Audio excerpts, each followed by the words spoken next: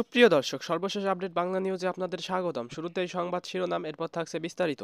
শুরুতেই জানিয়ে দেব প্রত্যর্পণ চুক্তির আওতায় হাসিনাকে ফেরত পাঠাতে বাধ্য ভারত। বিস্তারিত থাকছে প্রতিবেদনে।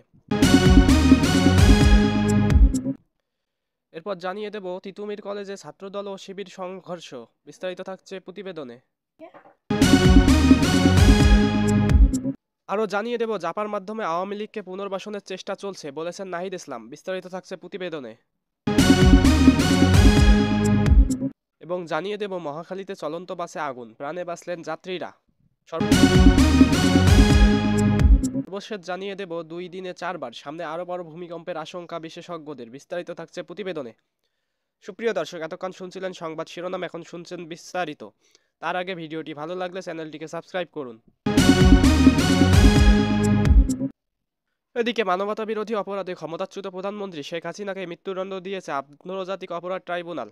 মৃত্যুদণ্ড পাওয়া শেখ হাসিনার বর্তমান ভারতে রয়েছেন। তাকে দেশে ফেরানোর ক্ষেত্রে ভারতের সঙ্গে বাংলাদেশের যে প্রত্যর্পণ চুক্তি রয়েছে তার আওতায় হাসিনাকে বাংলাদেশে ফেরত পাঠাতে বাধ্য দিল্লি। শনিবার রাজধানীর একটি হোটেলে সেন্টার অফ গভর্নেন্স স্টাডিজ আয়োজিত দ্য বে অফ বেঙ্গল কনভারসেশন 2025-এর উদ্বোধন দিয়ে শেখ হাসিনাকে প্রত্যর্পণ নিয়ে এক প্রশ্নের জবাবে কথা বলেন Bangladesh institute of piece and security studies এর সভাপতি মেজর জেনারেল অবসরপ্রাপ্ত ANM মনিরুজ্জামান। মনিরুজ্জামান বলেন, আমাদের একটি প্রত্যর্পণ চুক্তি রয়েছে, সেই চুক্তির আওতায় ভারত প্রায় আইনগতভাবেই তাকে ফেরত পাঠাতে বাধ্য। বন্ধুত্বপূর্ণ প্রতিবেশী হিসাবে ভারতকে বাংলাদেশের আইনগত প্রক্রিয়াকে সম্মান জানিয়ে বিলম্ব ছাড়াই হাসিনাকে ফেরত পাঠানো উচিত বলে আমি মনে করি। নিরাপত্তা বিশ্লেষক মনিরুজ্জামান বলেন, যদি ভারত আন্তর্জাতিক নিয়মকানুন, নীতি ও শৃঙ্খলাকে সম্মান করে তবে বন্ধুত্বপূর্ণ প্রতিবেশী হিসেবে তাদের বাংলাদেশের আইনগত ব্যবস্থাকেও সম্মান জানানো উচিত। যদি সেই সম্মান থাকে তবে সব দিক থেকেই শেখ হাসিনাকে বাংলাদেশে ফেরত পাঠানো উচিত। জুলাই আন্দোলনের সময় সংগঠিত মানবতাবিরোধী অপরাধের মামলায় দোষী সাব্যস্ত করে ক্ষমতাচ্যুত প্রধানমন্ত্রী শেখ হাসিনা ও সাবেক স্বরাষ্ট্রমন্ত্রী আসাদুজ্জামান খান কামালকে মৃত্যুদণ্ড দিয়েছে আন্তর্জাতিক অপরাধ ট্রাইব্যুনাল। গত 5 আগস্ট শেখ হাসিনা সরকারের পতন হয়। ওই সময়ে শেখ হাসিনা ভারতে আশ্রয় নেন। ভারতে থাকা বাংলাদেশের সাবেক প্রধানমন্ত্রী প্রত্যর্পণ চুক্তির আওতায় ফেরত চেয়ে চিঠি দেয় অন্তর্বর্তী সরকার। সেই চিঠির জবাব আসেনি। সম্প্রতি আন্তর্জাতিক অপরাধ ট্রাইব্যুনাল মৃত্যুদণ্ড দেওয়ার পর শেখ হাসিনাকে ভারত থেকে ফেরাতে দিল্লিতে ঢাকা থেকে চিঠি যাওয়ার কথা, তবে এখন অবধি চিঠি গেছে কি না সেটি স্পষ্ট করেনি পররাষ্ট্র মন্ত্রণালয়।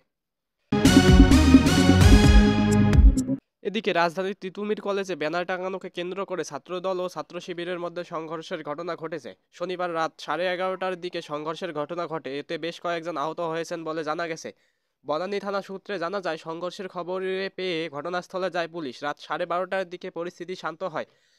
ঘটনার সত্যতা নিশ্চিত করে ডিএমপির বনানী থানার ইন্সপেক্টর মেহেদী হাসান বলেন, একটি ব্যানার টাঙানোকে কেন্দ্র করে তিতুমির কলেজ ছাত্র দল এবং ছাত্র শিবিরের মধ্যে সংঘর্ষের ঘটনা ঘটে। খবর পেয়ে পুলিশ দ্রুত ঘটনাস্থলে গিয়ে পরিস্থিতি নিয়ন্ত্রণে এনেছে। পরিস্থিতি এখন স্বাভাবিক হলেও কলেজ গেটে শিবিরের ছাত্ররা অবস্থান নিয়েছে। পরিস্থিতি যেন শান্ত থাকে সেজন্য সেখানে পুলিশ মোতায়েন রয়েছে। তবে কিসের ব্যানার বা কারা টানাতে গিয়েছিল সে বিষয়ে নিশ্চিত করে কিছু বলতে পারেননি তিনি। জাপার মাধ্যমে আওয়ামী লীগকে পুনর্বাসনের চেষ্টা চলছে বলে মন্তব্য করেছেন নাহিদ ইসলাম। জাতীয় পার্টির মাধ্যমে আওয়ামী লীগকে পুনর্বাসন করার চেষ্টা হচ্ছে বলে অভিযোগ তুলে এনসিপির আহ্বায়ক নাহিদ ইসলাম বলেছেন, এই ষড়যন্ত্রের বিরুদ্ধে মাঠে থাকবে তার দল। শনিবার বিকেলে প্রেস ক্লাবে এনসিপির গণমিছিল পরবর্তী সংক্ষিপ্ত সমাবেশে তিনি এসব কথা বলেন। জাতীয় পার্টি ফ্যাসিবাদের সহযোগী ছিল উল্লেখ করে এনসিপির আহ্বায়ক বলেন, জুলাই হত্যাকাণ্ডের বিচারের পাশাপাশি দল হিসেবে আওয়ামী লীগ ও তাদের সহযোগী দলগুলোর বিচার করতে হবে। এদিকে রাজধানীর মহাখালীতে চলন্ত যাত্রীবাহী বাসে আগুনের ঘটনা ঘটেছে। শনিবার রাত 9:30টার দিকে বটতলা এলাকায় দুর্যোগ ও ত্রাণ অধিদপ্তরের সামনের সড়কে বৈশাখী পরিবহনের একটি বাসে আগুন লাগে। প্রত্যক্ষদর্শীরা জানান, বাসের পেছন থেকে আগুনের সূত্রপাত। কেউ আগুন দিয়েছে নাকি অন্য কোনো কারণে আগুন লেগেছে তা কেউ বলতে পারেনি। আগুন লাগার সঙ্গে সঙ্গে বাসের যাত্রীরা দ্রুত নেমে পড়েন। এই কারণে কেউ হতাহত হননি। আগুনে বাসের ভেতর থাকা সিট ও ইঞ্জিন পুড়ে গেছে। অনেকেই বাসের জানালা ভেঙে বাসের ভেতর থেকে বের হয়ে আসেন।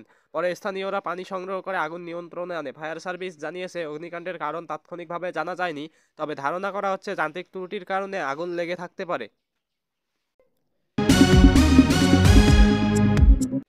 এদিকে 2 দিনের ব্যবধানে ঢাকা ও এর আশপাশ এলাকায় 4 বার ভূমিকম্প অনুভূত হয়েছে। এদের মধ্যে 3টির উৎপত্তিস্থলই ছিল নরসিংদী এবং একটি ঢাকা।